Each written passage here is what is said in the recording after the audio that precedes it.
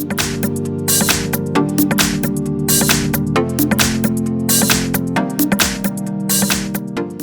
I've got Cubot Max 2 and let me show you how to block a number on the following device. So at first, let's open the phone dialer, then go to the more icon, which is 3 dots 1 in the right upper corner, open the settings and go to blocked numbers. Now simply by clicking on add a number, you can enter some particular number that you would like to block. So simply enter it, click on block. And from now on, this number will not be able to reach you, so you will not receive any calls or messages from this number. Whenever you want to remove some number from your blacklist, simply click on the cross icon, confirm that you would like to unblock it by tapping on unblock.